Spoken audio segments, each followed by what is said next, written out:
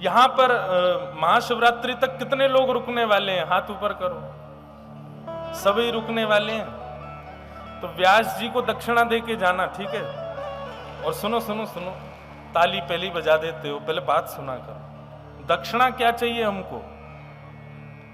कि आप लोग नित्य बालाजी का दर्शन करने जाओ तो बालाजी को पुष्प नहीं, बालाजी को प्रसाद नहीं, बालाजी को अन्य अन्य वस्तु नहीं, बालाजी को कोई सुंदर सा कथा का प्रसंग वहां जाकर के सुना के आना बस।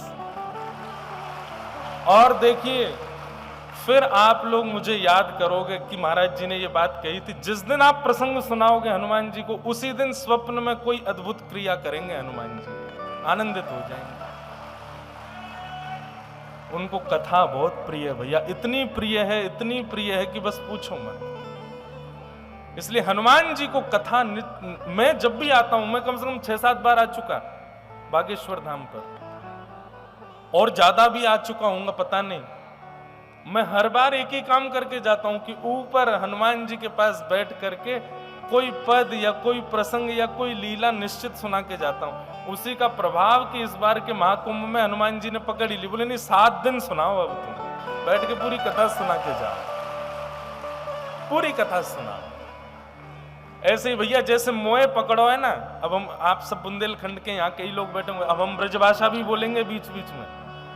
जैसे मोए पकड़ो है ना, ऐसे ही हनुमान जी तुमको भी पकड़ लेंगे, लेकिन लड्डू और ये अकौआ के पत्रंते नहीं, ये तो कथा सुनवेते ही पकड़ेंगे आप। इसका मतलब ये नहीं है कि आप लड्डू का भोग मत लगाओ, अकौआ के पत्र नहीं चढ़ाओ, आप सिंदूर खूब चढ़ाओ, लेकिन सबके संग कथा का संपुट जरूर लगाओ। हनुमान जी को कोई चरित्र जरूर सुनाओ। हनुमान जी कृपा करेंगे, हनुमान जी अनुग्रह करेंगे। ऐसे हनुमान जी महाराज को बारंबार प्रणाम करते, बारंबार उनको वंदन करते। एक व्यास जी कथा कर रहे थे और कथा करते करते बार बार बोले कि श्री हनुमान जी महाराज जैसे ही अशोक वाटिका में गए, अशोक वाटिका के सुंदर श्वेत पुष्प देख करके हनुमान जी महाराज मचल गए। अब जैसे ही उन्होंने श्वेत पुष्प कहा, श्वेत पुष्प सुनते ही वहां पर हनुमान जी दिव्य प्रकट हो गए और प्रकट होकर के व्यास जी से बोले आप ये कथा गलत सुना रहे हो, और मैं बहुत दिनों से सुन रहा हूं आपकी कथा में। आप हर बार कथा में ये कहते हो कि अशोक वाटिका के श्वेत पुष्प, वहां श्वेत पुष्प नहीं थे, वहां लाल पुष्प थे। व्यास जी महाराज तो बड़े प्रसन्न हो गए, बोले ओहो साक्षात हनुमान जी प्रकट हो गए।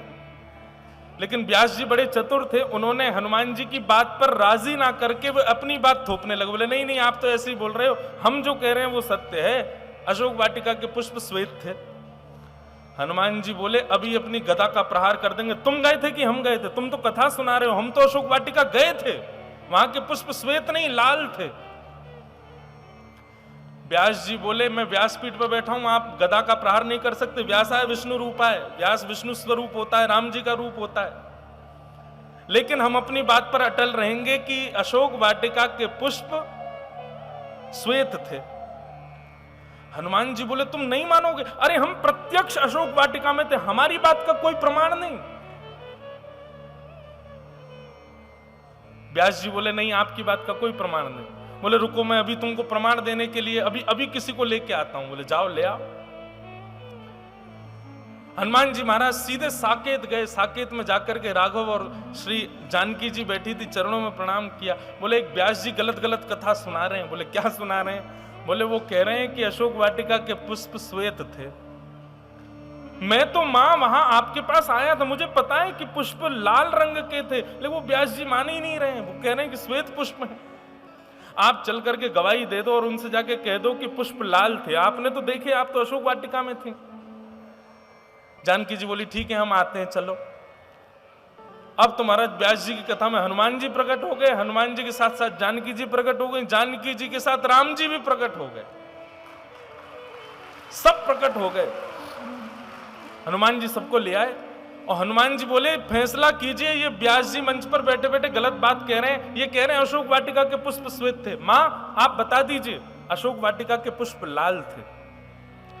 जानकी जी मंच पर आई, व्यास जी को प्रणाम किया, भागवत जी को वंदन किया, बोले नहीं व्यास जी जो कह रहे हैं वो बिल्कुल सत्य है, अशोक वाटिका के पुष्प श्वेत ही थे। हनुमान जी महाराज उदास होकर के बैठ गए, बोले ये क्या बात हुई, मतलब व्यास जी मंच पर बैठे तो सब उनके पक्ष में चले गए? मुझे मेरे नेत्रों पर भरोसा है मां, आप ऐसे कैसे कह सकते हो? मुझे पता है वहां के पुष्प लाल थे। जानकी जी ने जाकर के हनुमान जी के सिर पर वरद हस्त फेरते हुए कहा, हनुमान जी पुष्प तो श्वेत ही थे, लेकिन रावण की पुष्प वाटिका में हमको बंधी देख तुमको इतना क्रोध आ रहा था कि तुम्हारे नेत्रों में लालिमा आ गई थी, जिसके कारण श्वेत भी तुमको लाल ही दिख रहे थे। पर वास्तविकता तो हनुमान जी यही है कि पुष्प वहां के श्वेत थे। जब जानकी जी की बात ने मोहर लगा दी तो हनुमान जी महाराज व्यास जी से जाकर के बोले क्षमा कर दीजिए, अब तो मां भी कह रही हैं तो वहां के पुष्प श्वेत ही रहे होंगे। तब व्यास जी ने चरण में प्रणाम किया, बोले आज हनुमान जी से न संवाद करने में, हनुमान जी की बात रोकने में, हनुमान जी की बात को नीचे करने में एक प्रभाव तो हुआ कि हमारी कथा में पूरा राम दरबार प्रकट हो गया, और ये सब हनुमान जी की कृपा।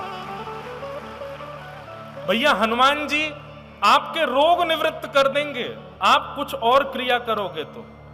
हनुमान जी आपके बिगड़े काम बना देंगे यदि कुछ और क्रिया करोगे तो। लेकिन हनुमान जी आपके हो जाएंगे यदि हनुमान जी को कथा सुनाओगे तो। हनुमान जी आपके हो जाएंगे। यहां पर इतने रोगी आते हैं, इतने कष्ट निवारण के लिए लोग आते हैं, सब लोग हनुमान जी से कृपा मांगते हैं, हनुमान जी को कोई नहीं मांगता। लेकिन भैया जो कथा सुनाते हैं ना, हनुमान जी स्वयं खुद को दे देते हैं उनको, हनुमान जी उन्हीं के हो जाते हैं। इसलिए भैया हमारी तो यही प्रार्थना है, हम अकेले वक्ता नहीं, आप सब भी वक्ता बन जाओ और हनुमान जी को एक कोने में बैठ करके कोई भी मंगल चरित्र जरूर सुनाया करो, हनुमान जी को बड़ा प्रिय है। बोलो अनंत बलवंत श्री हनुमान जी महाराज की जय।